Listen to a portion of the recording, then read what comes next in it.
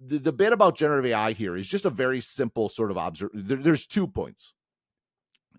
Point number one is, in this world, the thing about AI is AI sort of thrives in the world of increased variables, because where the combinatorial possibilities are massive, no one could figure that out other than a computer. And in this sort of world, if you introduce more variables, traditionally that's a really bad thing because it's just the computation costs are going to get sort of astronomical. AI just sort of like eats variables and paralyzes stuff, not for free per se, but to a much greater and powerful extent than traditional computing ever could. And so you add this idea of sort of generative AI, and this isn't going to scale perfectly. I know we have sort of a pushback email here, which we'll get to. There's going to be lots of challenges in getting this to work effectively, but the idea that you can start to get, you could just try way more creative that can potentially monetize that much better and make your ads that much more efficient and work even better is going, I think, to be a thing. And it's going to be even more of a thing the more you commit to the Facebook black box. Like, big advertisers still don't want to go all the way in, because you go to the black box, it's like, I have no idea what's happening. I know I'm giving Facebook tons of margin, but I'm getting a return. This will help make the black box. Assuming the generative AI stuff's mostly in the black box, it's not just that it makes the black box works better, it makes the black box more attractive. And the black box is where Facebook makes the most margin. And so they're going to get sort of in this more attractive from a business perspective approach to advertising. And I think it's going to be very compelling. That's number one. Number two is, one of the challenges Facebook has had is you start out in the original ads on Facebook are text, right? It's in your feed. Mm-hmm. Then they quickly move to images. Obviously, images are much more compelling for an advertising. It has a visual component. It's in the feed.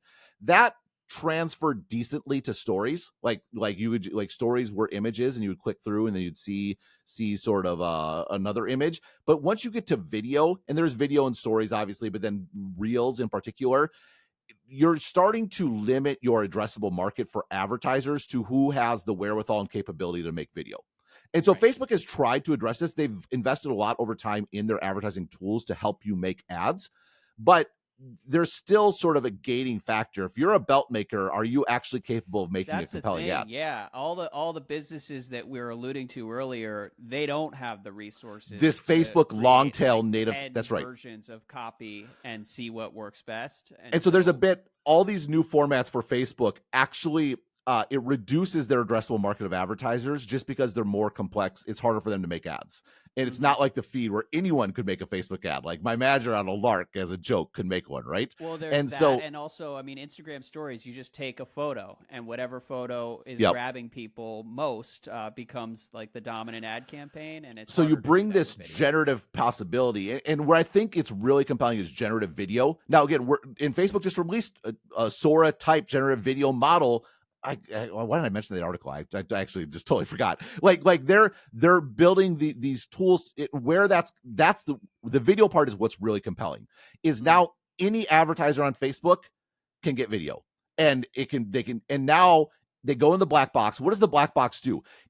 You can go on Facebook and say, I want to target stories, or I want to target the feed, or I want to target reels. The black box, white guys in Redmond. The black box says, well, yeah, I mean, that's a good point. We transitioned away from explicit demographic targeting to just find me the customer.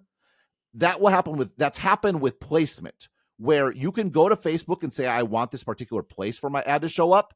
But the black box will say, I want a result, and they will figure out where to put it. And this is actually good for Facebook, because if they're trying to populate reels, they'll put ads in reels on your behalf, and you didn't ask for reels, but that's how they get sort of more liquidity in the reels market, because they're using their black box sort of inventory to do that. Google is for sure, I think, going to do this for when it comes to monetizing these AI overviews. Advertisers are going to be skeptical. Are the AI overview advertising really going to work? Is that going to do something? But hey, if you're in Google's Performance Max, their black box product, Performance Max will put ads there, and like Google, you give Google control, Google will optimize not just for you but also for themselves. And again, people don't like Google optimizing for themselves, but as these get so good, they will do it anyway, because I think they'll perform that much better. So Facebook can start now. If you go in there and you get video for free, and then Facebook will figure out where to put it, it's increasing that addressable market of advertisers, which is increasing demand for ads, which is going to drive prices up because you have more demand for the supply that's there. That's good for Facebook. There we go. Well, and speaking of AI generated content, let's move to statement number 2. The spicier No, take. there's one more. Okay. No, you skipped over one. This sort of text to click messaging bit. So this is, I think, harder for people in the US to grok. It's actually very obvious to me being in Asia. There is a lot of commerce that happens. There's a lot of commerce that happens in, even on Facebook here today, or in Instagram, where you see someone will post something like the influencers here are like e-commerce retailers. Like that is the business model. And then you go in and you just DM and say, I want to buy this. And then it's all sort of arranged. And then you put in, maybe you're sent to a link to pay or sort of XYZ. And it's all sort of ad hoc. But it's a remarkably large ecosystem, and you see it a ton in China. China is more formalized, particularly because you have all the payment through WeChat and stuff along those lines. But you do see it in Taiwan and in Thailand and in countries like this, and it's definitely a thing. People like buying this way. The challenge in doing that in the US is labor costs. Like to actually do this interaction with customers and assure them, yeah, we have it in stock. Oh, this will work, XYZ, and have that, to go through that transaction. It's just not viable for these products, given the cost structure of labor in the West, particularly in the US. Well, guess what? What would be a good product for a chat sort of experience to consummate a transaction?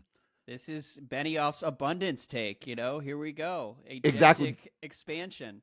That's a great tie-in. It's exactly what Benioff was talking about in terms of you just get more workers. This is not eliminating jobs.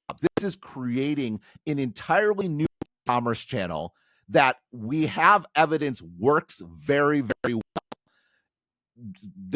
It's reasonable to expect that it will work well. Now, maybe it turns out cultures are different, XYZ. It won't, and there are examples of this, right? The Do Everything app does not exist in the US. Like the plane is the phone, and you have lots of apps on the phone. In China, as I've talked about years and years ago, the plane is WeChat. And on top of that, there's mini apps and all those sorts of things. Just the platform that matters at a different level. That hasn't happened in the US. So, Elon Musk talks about, X is going to be the everything platform. No, it's not. It's just that the market did not develop that way. I'm more optimistic about this e-commerce channel becoming a thing, and this is generative AI enabling that. And so it's generative AI enabling more advertising, but not by generating ads, by making this ad product, click to message, viable for retailers in a way it wasn't before. Because